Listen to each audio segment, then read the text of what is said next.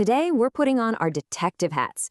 We've got a security report in front of us, and it's packed with data that tells a really surprising story about where a security threat is actually coming from. So, let's open the case file. All right, I want you to imagine you're the chief of security. You have a log of 25 separate incidents. Your job is to find the biggest risk and shut it down. But you only have the resources to focus on one group. Who do you pick? Keep that question in your back pocket as we go through this. So our investigation kicks off with this really puzzling security report. The mission is pretty simple. Sift through all these numbers and find the real threat that's hiding in plain sight. So here's the rundown. This is what's in our case file. We have 25 recorded incidents involving different on-site labor groups. The average severity is a 3.6 out of 5. So, this isn't just minor stuff. We're looking at genuinely concerning behavior. And the best part? We've got photos or videos for 80% of them, so we have a ton of evidence to work with. Our one and only goal: identify the highest risk. Now, every good mystery has that one prime suspect, right? And this data, points a very big finger at one group right from the get-go. At first glance, it seems almost too obvious. I mean, just take a look at this. The data shows that a whopping 64% of all incidents involve staff hired directly by residents. That is nearly 2/3 of everything that's been flagged. Contractor-managed staff, they're only about a third.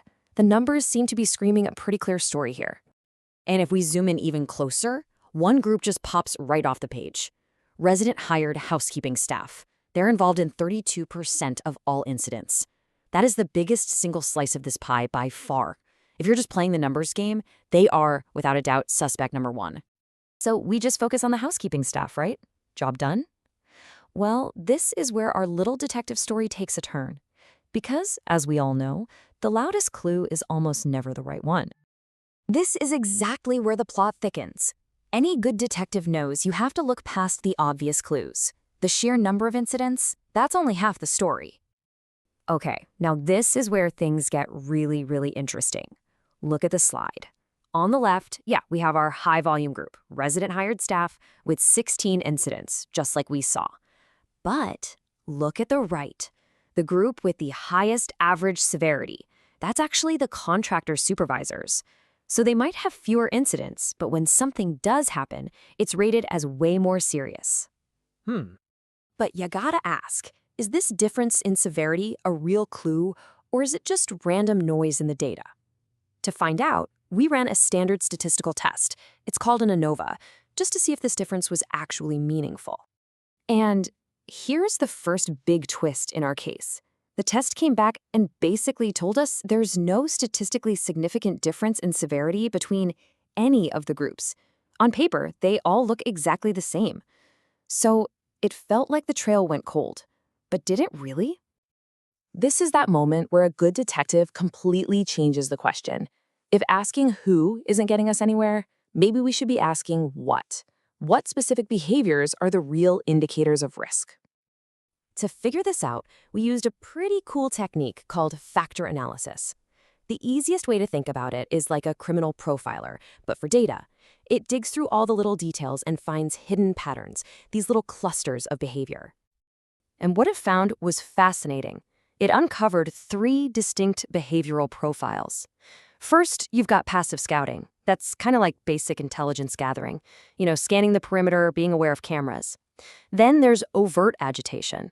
We're talking verbal threats, things that clearly show hostile intent. And third, and this is the one to watch, physical probing. These are actions like actually scratching a boundary wall or staging a scene to distract security and test their response. And boom, here is our first major break in the case. The analysis found a direct statistical link. Incidents that involved that physical probing behavior had the highest severity scores, period. This is huge. It tells us the action is way more important than the actor. This is our first solid lead. Now we're getting somewhere. Knowing that behavior is the real key, we can pull out a much more powerful tool to connect the dots and figure out what really makes an event high risk. Using a regression analysis, we found our first huge predictor. Get this. For every single additional suspicious behavior you see in an incident, like someone is scanning the perimeter and they're tracking assets, the severity score jumps by 0.23 points. That tells us that behavioral complexity is a massive, massive red flag. And then we found this. Just being managed by a contractor automatically adds a whopping 0.60 points to an incident's predicted severity. We started calling it the contractor premium on risk. It was a pattern that we just couldn't see before. So, all the evidence is now pointing hard at the contractor-managed staff. Yeah, they have fewer incidents, but those incidents are packed with more severe behaviors. The question is, can we move from just a strong suggestion to something totally definitive? Can we actually calculate the odds? You bet we can. We used one final tool, called a Bayesian analysis, to calculate the exact probability. And the result? There is a 94.18% probability that contractor-managed staff represent a higher underlying risk of high-severity incidents. That's it. That is our smoking gun. Case closed. All right, so with the mystery solved, what's the takeaway? What do we do now? Well, the data doesn't just solve the case, it gives us a clear, actionable playbook for a much smarter security strategy. This chart right here just lays it all out, plain and simple. An incident with resident-hired staff, it has about a 44% chance of being high severity. But an incident involving contractor-managed staff, that probability skyrockets to almost 73%. It's not even a close call. So the new strategy is crystal clear. First, you've got to focus on behavior, not just the volume of reports. Second, you prioritize any incident where someone is doing multiple suspicious things at once. Third, apply much stricter monitoring to all contractor-managed staff, especially their supervisors.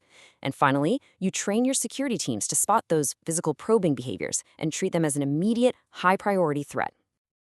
And that brings us right back to the start of our investigation. The data was telling two completely different stories. The first one was loud, it was simple, and it pointed to the most obvious suspect. But the second story was quieter, a little more complex, but it's the one that ultimately revealed the truth. And it leaves us with one final question for you. When the data tells two stories, which one do you trust? The loudest one or the most likely one?